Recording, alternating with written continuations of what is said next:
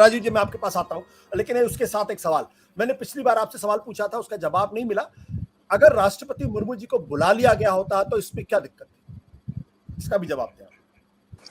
देखिए आशुतोष जी, आप बार बार वो सवाल पूछ रहे हैं जिसका जवाब मैं दे नहीं सकता। अभी जावेद अंसारी साहब सबसे बड़े यहाँ जो सीनियर आदमी हैं, उन्होंने कहा, इतने विद्वान वक्त हैं, उन्होंने कहा है तो ओम बिरला जी ही बता सकते हैं। तो जो चीज जावेद अंसारी नहीं बता पा रहे आप उनसे पूछ रहे हैं, तो पहले तो इसलिए मैंने कहा नहीं जवाब देना भी जवाब देना होता है एक। अब मैं अपने विषय पर आता हूँ। अभी जो इन्होंने दो तीन बातें कही कि सतपाल मलिक के आरोप की बात हो रही है कि पीएमओ, अब मुझे एक बात बताइए, अभी सडनली सतपाल मलिक जी कांग्रेस के बड़े भारी नेता हो गए हैं, विपक्ष के आवाज बन चुके हैं। अब ऐसे हर आदमी की बात का अगर आदमी जवाब देना लगे कि वो पीएमओ पर कोई आरोप लगा रहे हैं, वो मीडिया में रहने के लिए वो एक कुछ आरोप मोदी जी के बारे में कुछ बोलते हैं, 4 जर्नलिस्ट उनके पास पहुंच जाते हैं। अब ऐसे अगर करने लगे तो सुबह से शाम पीएमओ के पास कोई दूसरा काम नहीं बचेगा, देश में आगे कैसे बढ़ेगा आप समझिए। दूसरी बात, अभी जो हमारे अभी जो हमसे पहले जो बोल रहे थे साहब, उन्होंने एक बात कही कि ये राष्ट्रपति और प्रधानमंत्री में मतभेद है। देखिए ऐसा कोई मतभेद नहीं है। अभी जो आपने जिनके समय की बात की कि क्या डॉक्टर राजेंद्र प्रसाद जी के साथ क्या बिहेवियर था नेहरू जी का, उस पर अलग से डिबेट हो सकता है कि क्या उनकी स्थिति को पैदा किया गया, किस तरीके से ऐसे ऐसे कानून उनके से जबरदस्ती साइन कराना चाह रहे थे जो उन्होंने नहीं किया देश हित में। और ज्ञानी जैल सिंह के समय में क्या हुआ ये भी पता है। अभी कोई प्रधानमंत्री और राष्ट्रपति में कोई मतभेद वाली कोई विषय नहीं है, ये नया विषय आप बात कर रहे हैं। बात चल रहा है एक नॉन इश्यू को इश्यू बनाने की कोशिश कर रही है कांग्रेस पार्टी कि प्रधानमंत्री जी क्यों उद्घाटन कर रहे हैं, राष्ट्रपति क्यों नहीं कर रहे हैं। मेरा यह मानना है कि इस देश में प्रधानमंत्री जी अगर उद्घाटन कर रहे हैं, इस बात पर विपक्ष को क्या प्रॉब्लम है क्योंकि वो कह रहे नहीं आपने राष्ट्रपति जी को अपमान कर दिया। मुझे समझ में नहीं आ रहा है कि आप इसको कानूनी जामा पहनाना चाह रहे हैं, फिर इसको आप कोई और जामा पर ले जाते हैं कि नहीं राष्ट्रपति सबसे, चूंकि उनका प्रोटोकॉल है, ये है वो है। मेरा यह कहना है कि इस रिकॉर्ड टाइम में जो भी काम हो रहा है उस काम को अगर प्रधानमंत्री जी कर रहे हैं इसमें क्या प्रॉब्लम है। और जो मैंने कहा कि पहले सारी बातें घटनाएं हुई है उसमें उस पर कोई जवाब जावेद भाई ने भी नहीं दिया कि पहले एनेक्सी का हो चुका है, पर लाइब्रेरी का हो चुका है। तो उन्होंने, शर्मा जी ने कहा जो कांग्रेस से ज्यादा कांग्रेसी हैं, कि भाई वो तो छोटा सा था, ये तो आप पूरा संसद बना रहे थे। देखिए मोदी जी सब बड़ा काम करते हैं। अभी देख लीजिए राम मंदिर का भी उन्होंने शिलान्यास भी किया, उद्घाटन भी करेंगे। इसका भी शिलान्यास भी किया, संसद का उद्घाटन भी करेंगे। जिस जिस चीज का शिलान्यास करते हैं उसका उद्घाटन भी करते हैं।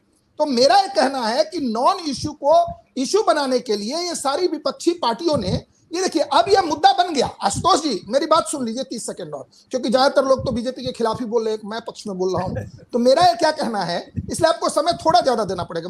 मेरा यह कहना है अब यह मुद्दा बन गया, मैं आपसे सहमत हूं। पहले यह मुद्दा नहीं था, मेरी बात सुन लीजिए, पहले यह मुद्दा नहीं था, अब यह मुद्दा बना कि कांग्रेस जो इस देश में संविधान को डस्टबिन में फेंकने का काम एक ही बार एक ही पार्टी ने किया, कांग्रेस ने, उस संसद भवन के उद्घाटन में कांग्रेस अब नहीं आना चाहती है, नहीं आना चाह रहे हैं, नहीं आए। वैसे भी उनके आने से कोई फर्क पड़ने वाला है नहीं। मेरा यह कहना है इस देश इस बात को याद रखेगा कि जब इतने रिकॉर्ड टाइम में, इतने कॉस्ट मिनिमाइजिंग इफेक्ट में, इतना बिजली बचाने में और इतना सही काम करने के वक्त में जब उद्घाटन का समय हुआ तो कौन कौन लोगों ने इस देश में जो डेमोक्रेसी का जो मंदिर है उसके उद्घाटन के समय में वो नहीं आए।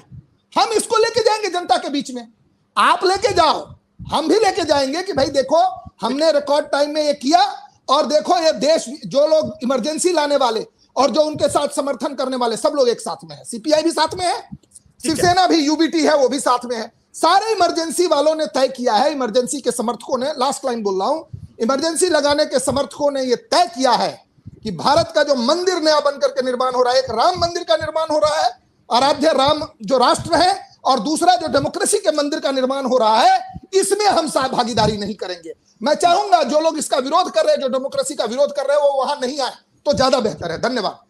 ठीक है, सतपाल मलिक के ऊपर आपने टिप्पणी की थी, वो तो हमारे ख्याल से भारतीय जनता पार्टी के ही मेंबर है और उनको ही मोदी सरकार ने ही उनका गवर्नर बनाया था, तो इसलिए आप उनको ये नहीं कह सकते कि मतलब हर किसी के बात का तो मैं क्या करें। नहीं तो आशुतोष जी तो क्या करें, सुबह नहीं सुने आपने एक बात कही तो अब जवाब लेना पड़ेगा। आपने कहा सतपाल मलिक जी, अब सतपाल मलिक जी को नेता बनने का शौक है, इतना दिया, उनका मन भर नहीं रहा है। सुनिए ना मैं क्या कह रहा हूं, मेरी बात उनको, हाँ वही मैं कह रहा हूं। मेरा क्या कहना है, उनको गवर्नर बनाया, वहां जाकर उन्होंने काम किया, वो कितने झूठ भी संभाल के बोल रहे हैं उस पर एक अलग डिबेट हो सकता है। उन्होंने साइन किए हैं, सारे दस्तखत किए हुए हैं रिकमेंडेशंस पे, तो धीरे संभल के बोलते हैं। इंटेलिजेंट आदमी है, मैं उनके वीडियो को बहुत अच्छे से देखता हूं कि ये कहीं गड़बड़ा तो नहीं, तो वहां वो रुक के कह देते नहीं, इसमें तो मैं समर्थन करता था।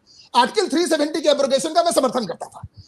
पुलवामा ब्लास्ट में पाकिस्तानी हाथ था, इसका भी मैं यही कह रहा हूं। तो क्या कहना है, ऐसे लोग जिनकी आत्मा भर नहीं होती, तृप्त नहीं होती, जिनकी आइडियोलॉजिकल उनका कमिटमेंट वैसे भी वो दूसरी पार्टी से हमारे पार्टी में आए थे, उनका उतना नहीं है, उनको फिर से कुछ बनना है, कांग्रेस हो सकता है कुछ उनको बना दे तो इस पे हम क्या करें? सब आदमी, आशुतोष जी आपका भी सब सवाल का जवाब नहीं देगी सरकार, पीएमओ का काम आशुतोष जी के हर सवाल का जवाब नहीं देना। अगर कोई आप इंपॉर्टेंट सवाल उठाएंगे जो देश हित में होगा तो उसका जवाब देंगे, ये मेरा कहना था। धन्यवाद।